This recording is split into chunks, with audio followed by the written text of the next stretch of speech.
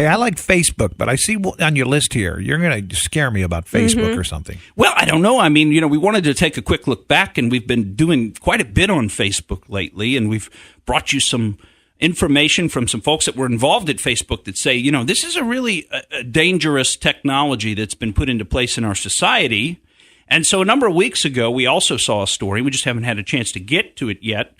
And that the headline involves a quote from one of these experts. And he says that Facebook is a living, breathing crime scene. Mm-hmm. Now, you might say, gosh, it doesn't make any sense, but let's think about it. They say that there have been all these crimes committed on Facebook. Take, for example, the alleged Russian interference in the presidential election. We were told that happened through Facebook ads. And I think if I remember correctly, it was about $100,000 that was spent on ads by something like 400 accounts that they thought might have come from Russia. And these ads, Facebook testified to Congress, were general in nature. So they weren't candidate specific. It wasn't, let's lock her up. Right. It was something more like maybe something about transphobia or, the homosexual agenda or something more generalized like that, which, yes, does inflame people's political passions, but it's not necessarily directed to a specific candidate. Okay, just to let you know what they've testified the crime was.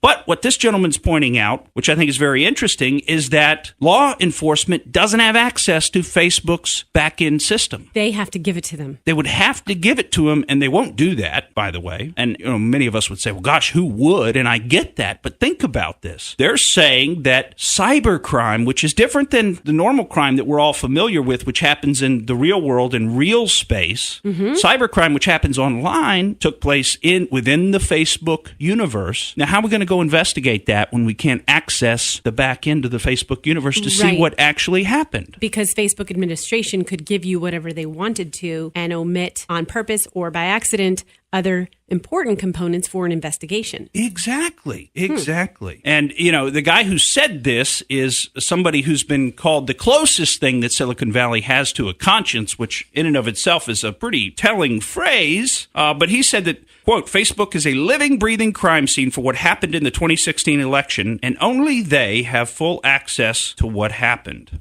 Now, within the body of this article, they also look at some other things which we have been talking about on the show already, and I just thought were, again, interesting echoes of what we've already brought to your attention, which is that they get into the fact that the way Facebook was designed was specifically designed to create chaos and polarization. So, in other words, people hating each other. And apparently that gets you more engaged in your feed. Wow, I never thought about that. It does. Those negative emotions of fear, anger, hatred, disgust, all that gets you more fired up than, the little Care Bears with little hearts on them and everything's so sweet and look at the baby and everything's happy. Everybody's going to engage more if they have a strong opinion about it. Right. Well, you just listen to me. When do I get fired up? I get fired up when I get angry about something. You start hearing me and you're going, oh my gosh, Morgan is fired up. Well, that's you at home and the car and at work. And when you get on Facebook, when you see something that you don't agree with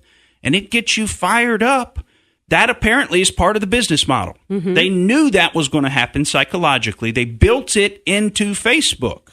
So what you see is that Facebook itself is creating this division in our society, or is a big contributor to it. It's not necessarily the only contributor, but seeing as how Facebook has 2 billion users, and most, I think, Americans are in some level on Facebook, it really is almost a ubiquitous part of socialization anymore. It's all-encompassing. Everybody's involved in it. And again, we're seeing a number of issues with it. And, they make a lot of money off of this business, Facebook does. And so, we've always had in this country this idea that if you're in a business model that you make a lot of money off of, you have to fulfill certain responsibilities to the consumers and to the American public. You can't just sort of willy-nilly, just do anything you want, sell anything you want, and not take any responsibility for it. And, of course, Facebook has not ever taken any responsibility, has never really even told us that they were building it like this.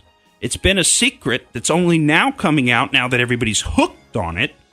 So I think there's a lot that needs to be done to investigate Facebook, to regulate Facebook, and many, many other things that need to be addressed within the Facebook universe.